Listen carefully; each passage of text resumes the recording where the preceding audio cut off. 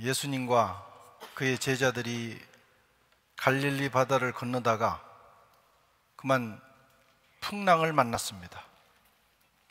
그 풍랑은 광풍, 미친 바람이었습니다. 당황한 제자들이 예수님을 깨웠고 예수님께서 일어나셔서 그 풍랑을 꾸짖으시자 풍랑과 바람이 잠잠해졌어요. 그때 서로 말하기를 저 사람이 누구이기에 바람과 풍랑이 잠잠해지는가 서로 주고받았습니다. 우리가 이 세상 살다 보면 우리도 풍랑을 만납니다.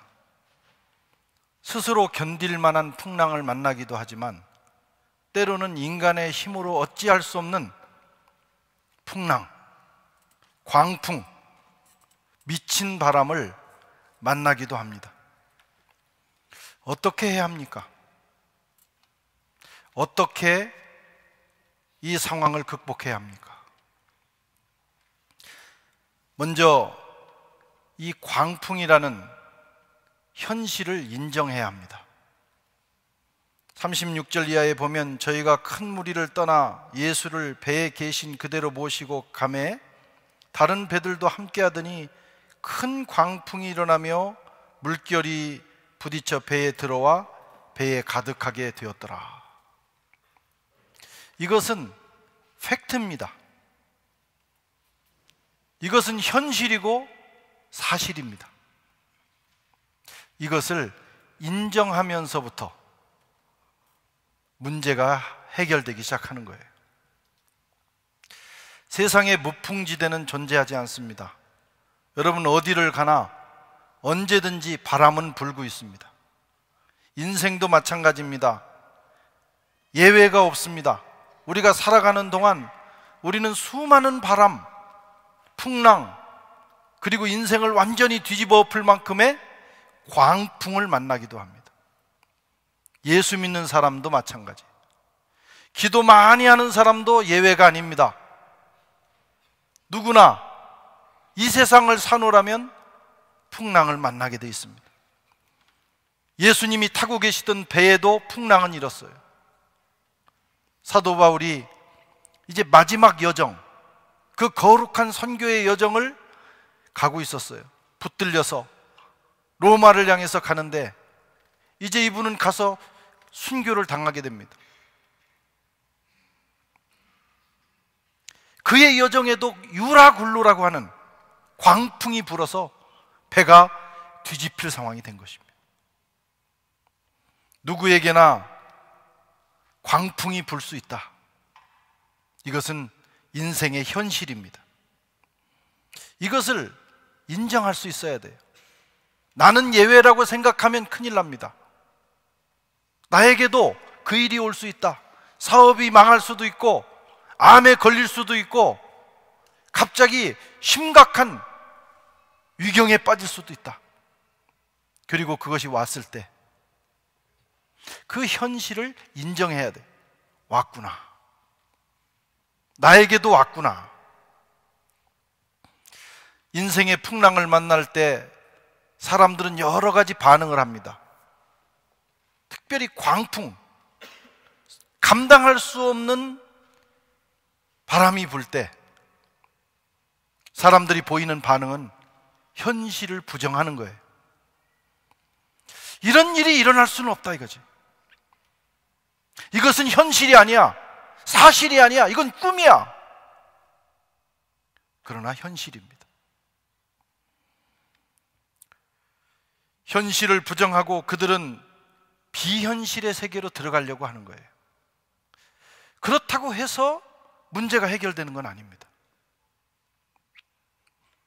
술을 많이 마시고 마약을 하고 그래서 애써 있는다고 해서 문제가 해결되는 게 아니에요. 어떤 사람은 남의 탓을 하며 하늘과 땅을 원망합니다. 너 때문이라고. 그래서 잠시 시원할 수는 있어요. 왜 하필이면 나에게 이런 일이 일어났냐고. 하나님이 계시면 이럴 수 있냐고. 하나님께 원망을 할 수 있어요. 그래서 잠시 마음이 시원할 수 있어요. 그러나 그렇다고 해서 현실이 없어지는 건 아니에요. 모든 문제를 풀어가는 시작은 내게 다가온, 원치 않지만 다가온 그 현실을 인정해야 합니다. 올 것이 왔구나. 그렇지 않으면 실마리를 찾을 수가 없습니다. 오히려 더 깊은 수렁에 빠집니다. 인정하기가 힘들죠. 인정하면 무너질 것 같으니까. 인정하면 괴로우니까. 그러나 직면해야, 이 직면을 통해서 이제 문제를 해결하는 문이 열리기 시작하는 거예요. 상담학에서도 상담을 하다가 어느 적절한 시점에 이 상담자가 내담자로 하여금 그 현실을 직면하게 시키는 거예요.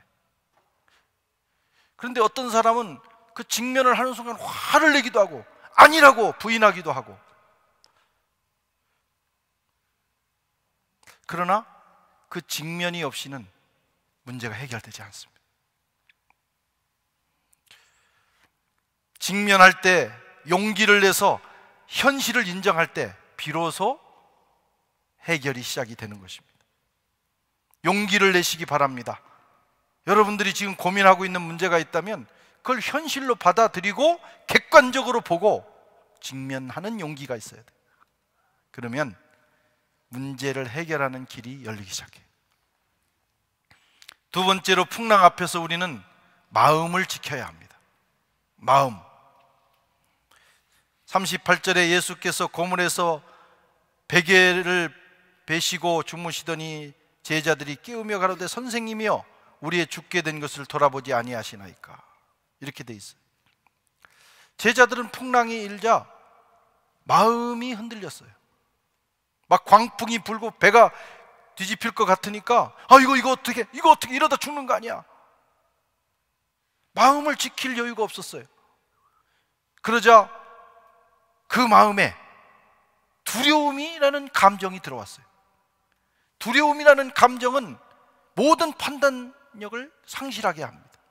그래서 분주하게 이리 뛰고 저리 뛸 뿐이에요. 제자들이 지금 그러고 있었어요. 그런데 한쪽에서 예수님이, 지금 이 배가 뒤집힐 상황으로 난리가 나 있는데 한쪽에서 예수님이 주무시고 계셨어요. 예수님이 타신 그 부분은 광풍이 없었습니까? 그렇지 않습니다. 동일한 상황입니다. 제자들과.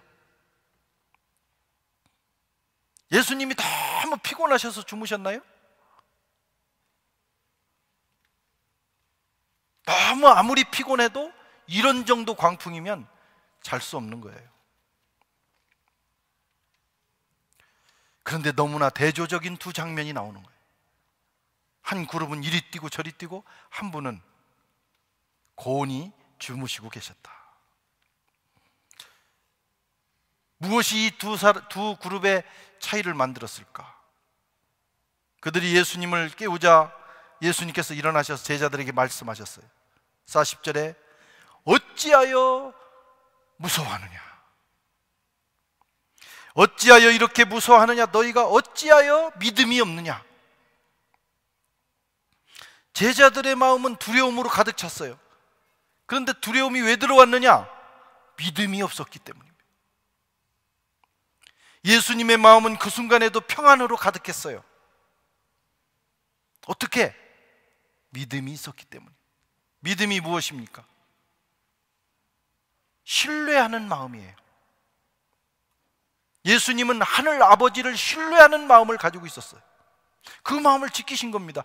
평안할 때 육체에서만 지키신 것이 아니라 풍랑이 이는 광풍이 부는 그 순간에도 예수님은 하늘 아버지를 믿는 믿음의 마음을 지키신 거예요.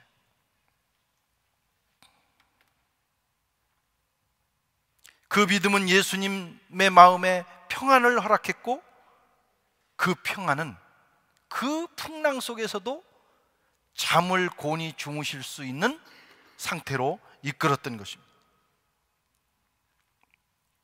마음을 지키는 것이 중요해요. 어려움이 왔을 때, 갑자기 원치 않는 인생의 풍랑이 왔을 때, 사업이 무너질 때, 가정에 어려움이 왔을 때, 여러분 마음 지키는, 마음을 딱 믿음으로 다잡고 있으면 해결하는 길이 열리게 되는 거예요. 그런 역사가 있기를 축원합니다. 요즘 현대인은 불면증이라는 병을 많이 앓고 있어요. 오늘 아마 여기도 간밤에 잠을 자지 못해서 고생하시다가 나오신 분들이 계실 거예요. 불면증, 그거 참 고통스러운 병입니다. 천만금을 가지고 있어도 잠을 못 자면 얼마나 괴롭겠어요. 의학적으로 그 원인을 밝힐 수 있을 거예요. 그런데 영적으로 보면 불면증의 원인은 마음의 평안이 없기 때문이에요. 마음이 불안하면 잠 못 잡니다. 피곤해도 못 잡니다. 그런데 마음이 편한 사람은 잠을 잘 자요.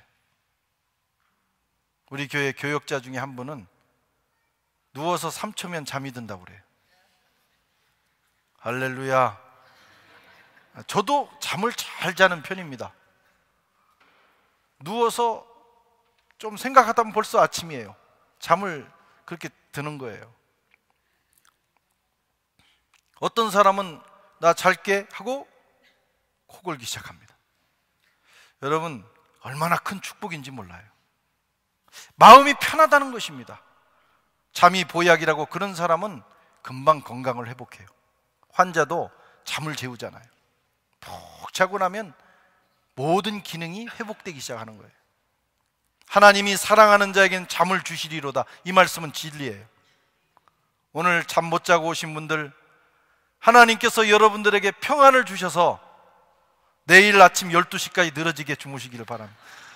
막 원 없이 주무실 수 있도록. 잠은 하나님 주시는 선물이에요.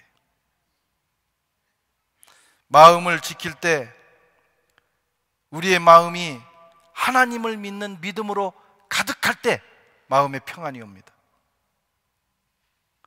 왜 불안합니까? 이 병 걸리면 내가 죽는 거 아니야? 내가 이렇게 사업에 망하면 내 노후가 없는 거 아니야? 미래에 대한 걱정이에요. 크리스찬은 사명 끝날 때까지 죽지 않습니다. 그게 사명자의 삶입니다. 또 사명 다 끝났는데 더 살면 뭐 하겠어요? 예수님도 사명 끝나시자마자 가셨고, 세례 요한도 젊은 나이지만 사명 끝나자마자 가셨어요. 실패한 인생 아닙니다. 사도 바울도 사명 끝나자마자 가셨어요. 너무 오래 사는 것도 축복은 아니야. 요즘은 너무 오래 살아서 괴로운 시절입니다. 사명 다 끝나고 조금 있다가 주님 불러주시면 제일 좋겠죠. 오래 살고 싶은가 봐. 아멘 안 하시는 거 보니까 다들 입을 꿈쩍도 안 하시네. 그래, 오래 사세요. 100살까지 사시기 바랍니다. 내가 빨리 가라는 얘기는 아니죠. 걱정하지 마세요. 어떤 풍랑이 불어도 주님이 함께 하시고 내 사명이 끝나지 않는 한 주님 붙들어 주신다 이거예요. 그 믿음을 가지고 살 때 마음의 평안이 와요. 마태복음 10장 29절에 참새 2마리가 한 아사론에 팔리는 것이 아니냐. 그러나 너희 아버지께서 허락하시지 않으면 그 하나라도 땅에 떨어지지 않는다. 하물며 너희일까 보냐 이거예요. 문제는 믿음입니다. 하나님을 믿는 믿음. 그 믿음이 중요한 거예요. 그 믿음을 가지고 자기의 마음을 지키는 사람은 세상을 이깁니다. 믿어야 합니다. 그래서 교회 오면 믿음 그러는 거예요. 자기 신념이 아니라 하나님을 믿는 믿음. 하나님이 나와 함께 계심을 믿고, 하나님이 살아계심을 믿고, 하나님이 나를 지켜주실 것을 믿고, 여러분 이 믿음이 우리가 세상을 이기게 합니다. 요한일서 5장 4절에 대저 하나님께로서 난 자마다 세상을 이기느니라. 세상을 이긴 이금은 이것이니 우리의 믿음이니라. 어떤 믿음이요? 하나님을 믿는 믿음이에요. 골리앗은 2m 40에서 80이라고 합니다. 키가 정확하지는 않아요.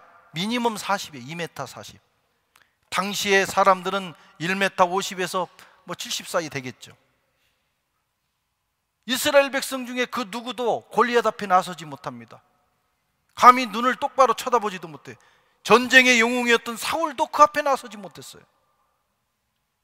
골리앗이 소리 한번 치면 다 날아갑니다. 그런데 소년 다윗이 물맷돌 하나로 골리앗의 정수리를 때렸어요. 어떻게 이런 일이 일어났습니까? 그 용기가 어떻게 일어났어요? 그는 하나님을 믿었습니다. 하나님이 나와 함께 하신다, 전능자가 나와 함께 하신다, 그러면 골리앗 저거 문제없다 이거예요. 사무엘상 17장 45절에 너는 칼과 창과 단창으로 내게 오거니와 나는 만군의 여호와의 이름 곧 내가 모욕하는 이스라엘 군대의 하나님의 이름으로 내게 가노라. 다윗은 평생 그렇게 살았어요. 시편 28편 7절에 여호와는 나의 힘과 나의 방패시니 내 마음이 저를 의지하여 도움을 얻었도다.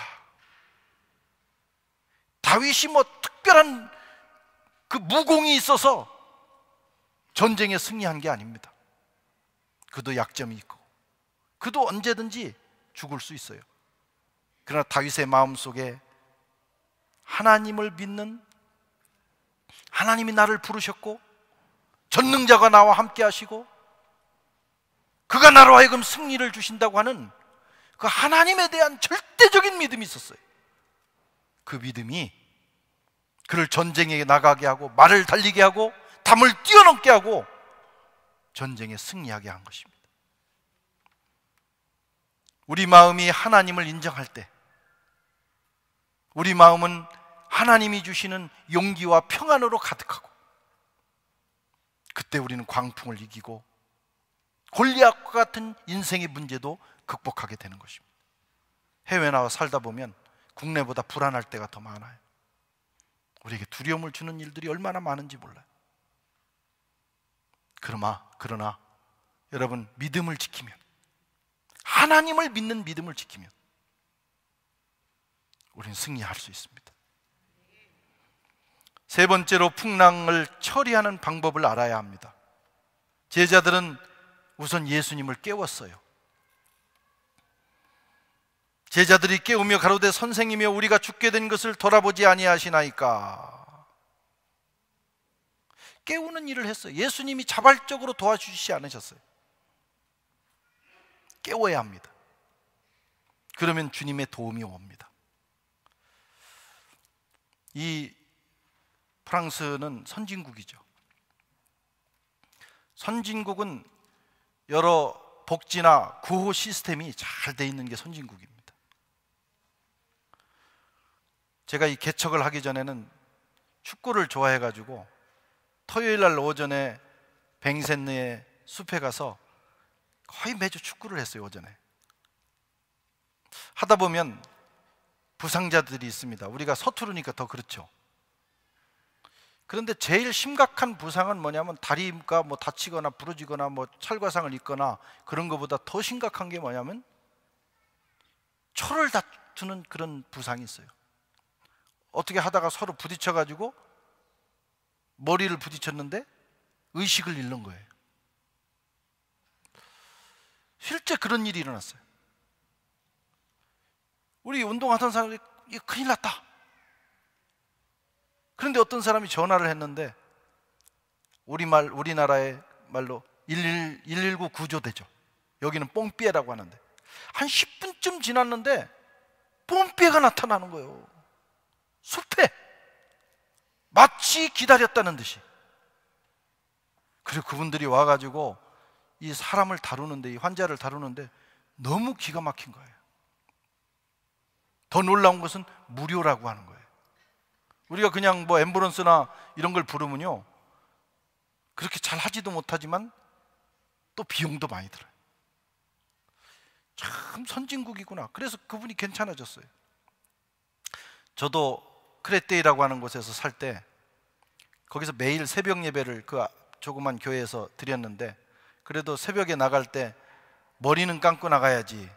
그래서 이제 죄송 그냥 막 이러고 나갈 수 없잖아요. 그래서 머리를 감는데 이렇게 수그리고 감다 보니까 허리에 무리가 갔어요. 이제 몸무게가 많이 나가서 그랬겠죠. 이렇게 하면서 허리가 아찔하더라고. 근데 그걸 잘 이제 참고 나가서 예배를 드리고 기도 1시간을 하고 이제 무릎 꿇고 있다가 일어나는데 좀 이상해. 겨우 어떻게 해서 밖으로 나왔는데 밖에 있는 계단을 올라가려고 한 발짝을 뛰었는데 완전히 몸이 정말 마비되듯이 아픈 거예요. 그래서 그냥 그 상태로 그냥 있어야 됐어요. 그런데 한 분이 전화를 했습니다. 그 새벽녘에. 그랬더니 한 10분, 그것 한 10분이면 보통 오는 것 같아요. 뽕삐에가 온 거예요. 이야, 그분들이 저를 들것에 실어서 응급실로 데려가게 됐습니다. 이야, 정말 저는 뽕삐에를 사랑합니다. 이야, 그런 위기에 그때는 꼭 뽕삐에를 부르시길 바라요. 어려우면.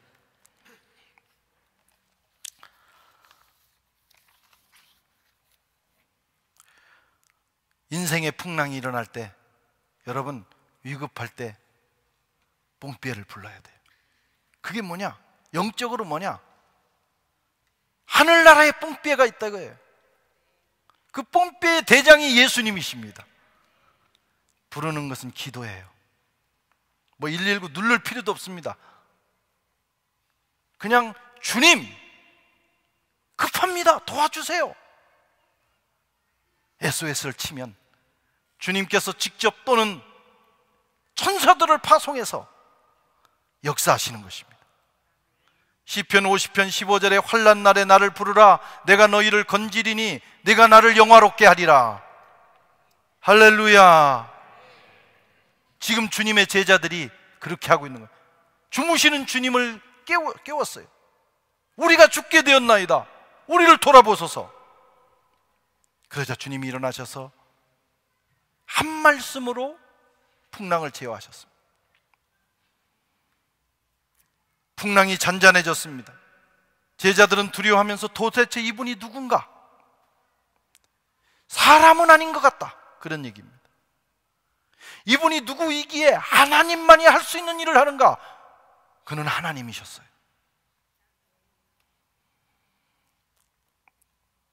주님의 목소리는 엄유했습니다. 오늘 본문의 39절에 바람을 꾸짖으시며 풍랑을 꾸짖으시며 잠잠하라, 고요하라. 위험이 있었어요. 추상 같은 왕의 명령과 같았어요. 추상. 늦 가을에 서리빨이라 이거예요. 감히 풍랑도 바람도 그 어떤 존재도 예수님의 말씀을 거역할 수 없을 만큼 그 명령에 날이 서 있었다 이거죠. 왕 같은 권세, 왕의 권위로 주님은 명령하신 겁니다. 그 말씀 한마디로 상황이 종료됐어요. 우리가 위급한 상황에서 주님을 부르면 주님은 살아계셔서 오늘 또 저와 여러분들에게 이와 같이 역사하십니다. 우리가 그걸 믿는 거예요.